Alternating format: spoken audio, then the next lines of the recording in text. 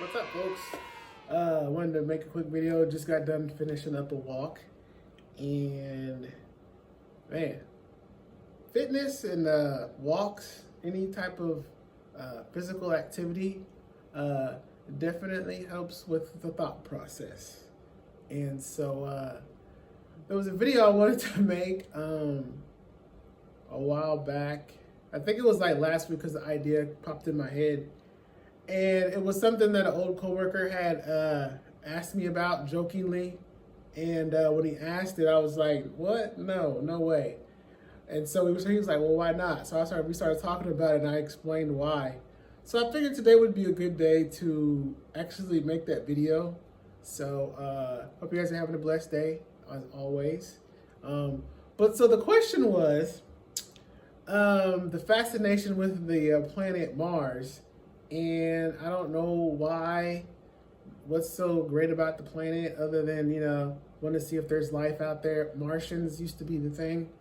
And so there's this ongoing quest to see if humans could actually live on the planet and thrive, because as every day our planet is dying, and so they want to see if it's possible to inhabit other planets and live there.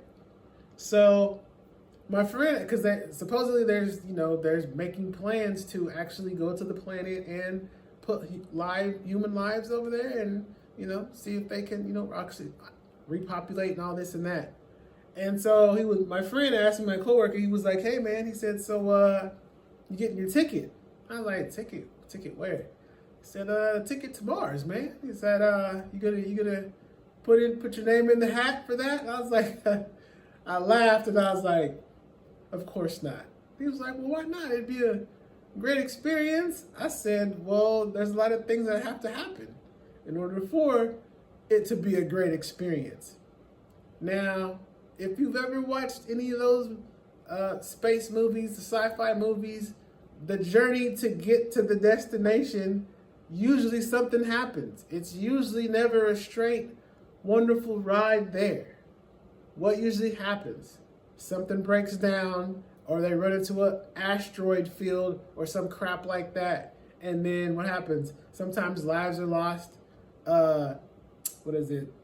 The little pods, the little cryostasis pods. There's a leak in one of those, and people die. Anyways, a lot of stuff happens before they even get there. And so I told him, I said, "Look," I said, "here's the thing. You don't even know if it's a guaranteed shot that you're going to make it in the first time. So I definitely would not want to be part of that first group that goes." How many times have we seen shuttles go up into the air and, this ain't no movie. There's no, you know what I mean? So I would think that before it's even possible to put humans on shuttles to go there, that they would have to complete this process a number of times. Everything has to be right. It's got to be so accurate. Like, it's kind of, in a way, somewhat scary in a way, because there's so many factors things could happen. There's a lot of stuff in space we still don't know about. There's a lot of unknowns. You don't know what you're going to come across. And here's the other thing. Who's piloting this thing? Because from what I understand, and I could be wrong, so any space experts out there, please feel free to chime in and let me know. But I think it's like a 3-month journey. A 3-month journey, if memory serves me correct. I don't know where I heard this, but I think just like on a news station or whatever. But I think it takes like 3 months just from Earth to Mars on a shuttle or whatever kind of spacecraft that they're going to use. So in 3 months, think about that for a second. 90 days, a lot can happen in 90 days. Hell, a lot happens in a week, in a day. Unforeseen factors, unforeseen obstacles. Like, it's almost like you literally have to plan for every possible outcome or encounter just from Earth to there. That's a lot. That is a lot. And if it makes you wonder, it's probably why the trip hasn't even happened yet, because there's so many unforeseens that you don't know about, and you're talking about people's lives too. So it's not just about, getting there and completing the mission. And here's the other thing too. Once you get there, you still gotta land. There's storms that happen on Mars quite often. You gotta know where you're gonna land at, that kind of stuff. Things to keep in mind. Just saying. But how the conversation went was, I was like, no, because here's the thing. It's a one-way ticket. Once you get there, you're there. You're not coming back. You're not coming back. How are you coming back? There's no station there to launch you back out. How long would it take to actually be able to produce a launching pad from Mars? That's the other thing too. It's one thing to go to the moon and then be able to come back. That's one thing. But you're talking about a 3-month journey you got to start from scratch once you get there. So, no. I told him no. Not for me. Would I mind seeing how that goes in my lifetime? Sure. I'd love to see it. Will it happen? I really don't know. But I wouldn't mind seeing it. I'd love to see it, honestly. I think it would be fascinating to see. Because, the movie, I think a lot of times watching movies and stuff is kind of like where, our brains kind of just like, oh, man, that would be awesome. You see all the, made up planets and, space travel and all that stuff, which is kind of fun for, those people who with the interstellar stuff. It's really kind of fun to watch. And then makes you wonder if some of that stuff is even possible.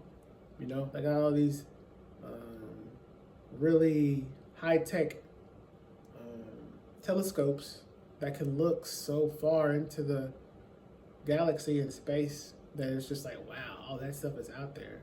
So to actually be able to venture out and actually, experience that and see some of that stuff, because I know they'd be taking pictures on the way there.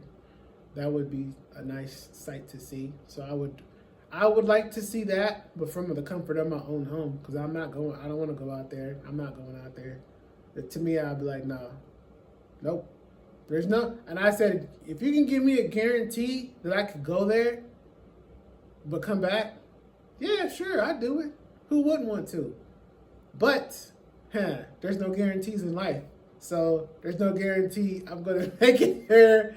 Hell, there's no guarantee I'd be able to, you can't even make it back yet. So no, why would I do that? It's a one-way ticket. No, absolutely not. You couldn't pay me enough. No, for what?